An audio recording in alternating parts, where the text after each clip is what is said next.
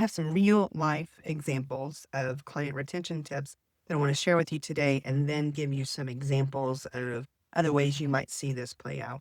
If we haven't met yet, my name is Sam, and I teach small business owners, entrepreneurs, founders how to keep their clients longer and get more referrals so you do not have to have the endless door of clients coming in and leaving just as fast as, what if they call that, a revolving door. So you don't have the revolving door of clients that leave as fast as they came in. I just went on a cruise with my mom and some of my best friends, and we were on a Royal Caribbean ship, and that's my favorite cruise line.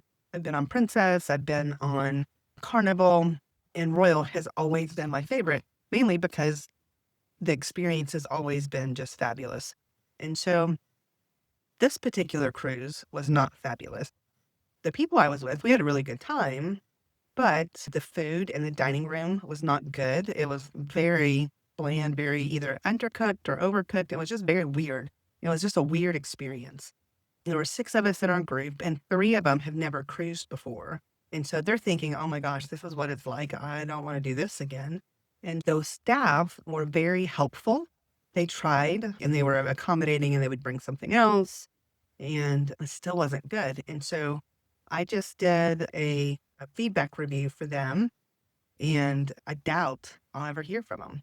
So I gave very honest feedback, and I said that the servers were really great and helpful and kind, but they couldn't fix the issues. They couldn't make the food taste better. And I gave the feedback about what happened. And I said, unfortunately, the 3 people that were on the cruise that had never been on a cruise, that didn't know what to expect, that they'll probably never cruise with Royal again. And the fact that Royal Caribbean will probably never reach out to me to say, I'm so sorry about that experience. Even if they can't fix it, it's already done. Even if they don't try and give me a discount or anything, just to acknowledge the fact of what happened. It's a really big company, and they're dropping the ball. And I wonder how many other big businesses do the same thing. Maybe you have an experience as well.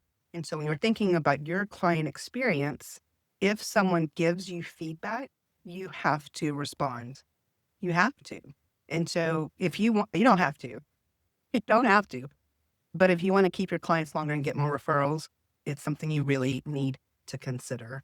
So that's a real life example of what it looks like for a business owner to lose a customer just because they don't take the time to respond. And you don't want to be that business owner. And the second example that I have that I'd like to share with you is something that happened to me a couple of years ago.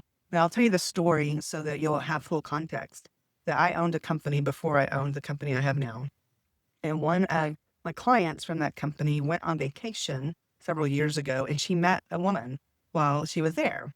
And that woman, and they got connected on Facebook, and she saw that this woman was asking for support with something that I could help with.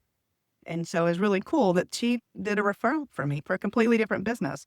But because of the connection that I had with her, when Susan saw Charlene was asking for support and something I could do, she connected me.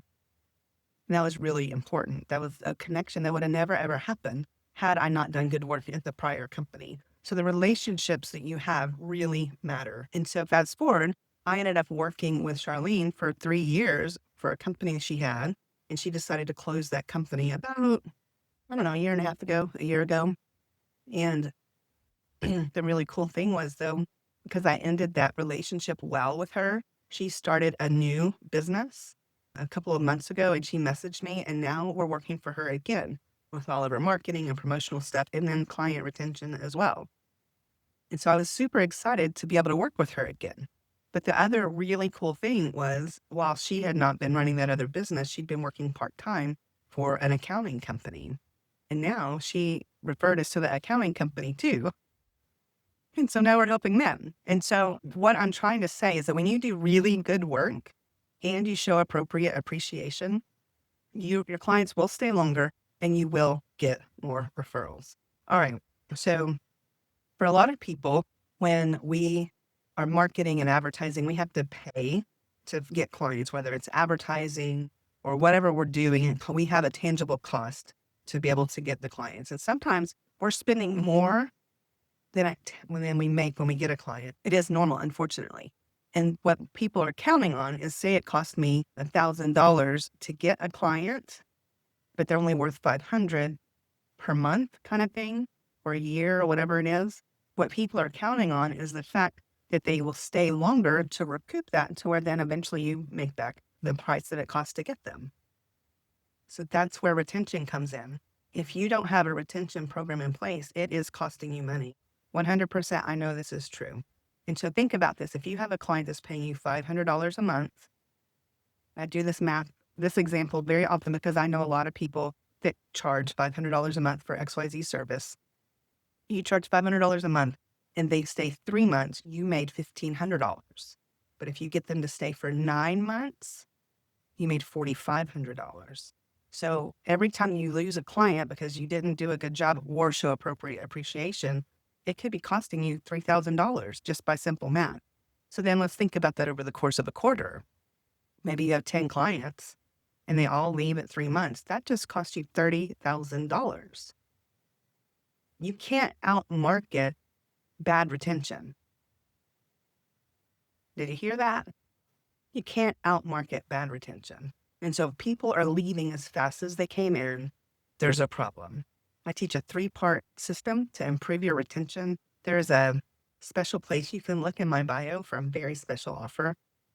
For $1, you'll be able to get access to the ebook and audio file and workbook for what I'm offering.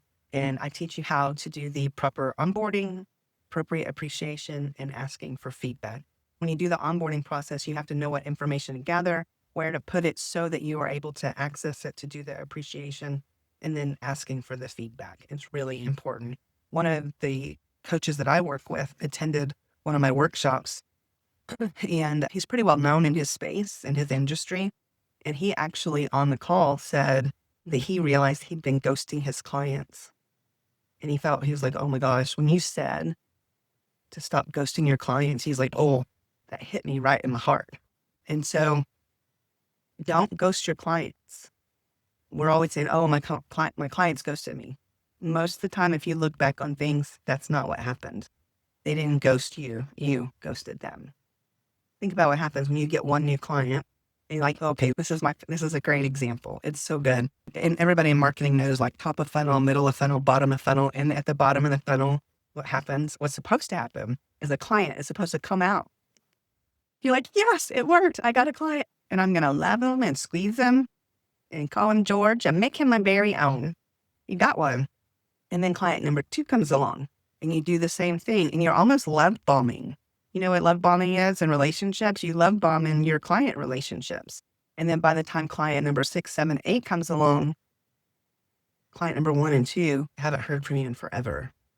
Don't be that person. Take care of your clients. Do what you say you're going to do. Keep your word. Show appropriate appreciation. And watch what happens. I dare you. Most of the businesses I see out there marketing to other businesses are teaching you how to get leads, how to get more clients. But very few people, if any, are teaching you how to keep them. Part of what I do, obviously, is teaching you how to keep them because it's not going to matter if you keep getting new clients if they're just leaving. The secret to getting to $1 million, I want you to listen to this. It may not be actually having 1,000 clients. Do you know that if you had 20 clients that stayed for 5 years, you could hit that same million? I'd rather 20 than 1,000, wouldn't you? If you want more peace in your business and in your life, it's not about more clients. It's about keeping the clients that you want to work with. If you're having to outright ask for referrals and they're not just sending them, you probably haven't made their experience unforgettable. You haven't made the experience so good that they know that you will take care of their referral in a beautiful kind of way. So if you're having to ask for referrals, that's probably a sign that there's something that could be done and something that could be improved on in your own retention, onboarding, appreciation, feedback process. I hear this all the time.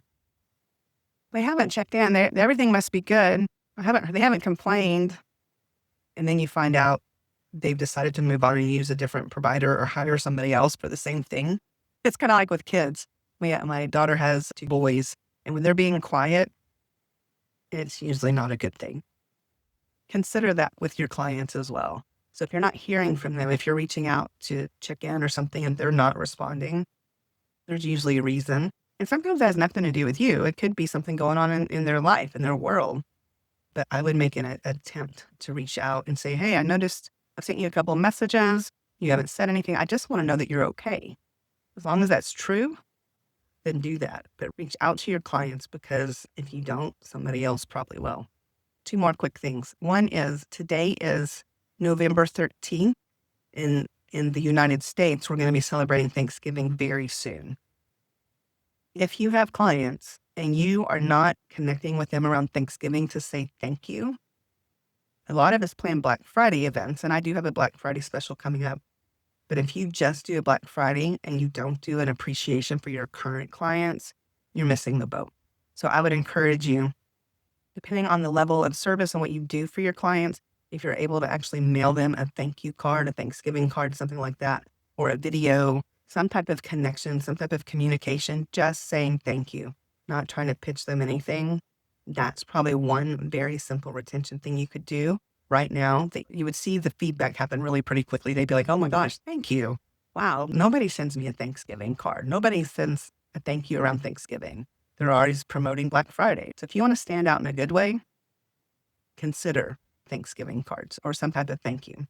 And then the second thing I was going to say is I do have a Black Friday thing coming up, and I'll post about it a little bit later. But if you are really ready to dig in and build a business that is more sustainable and you're able to create a better company because your clients stay longer and you get more referrals, this Black Friday special, it's going to be super cool and super affordable, and will give you what you need to get started. If you have questions you want me to answer about client retention, onboarding, appreciation, or feedback, please send me a DM and I would be happy to answer your questions.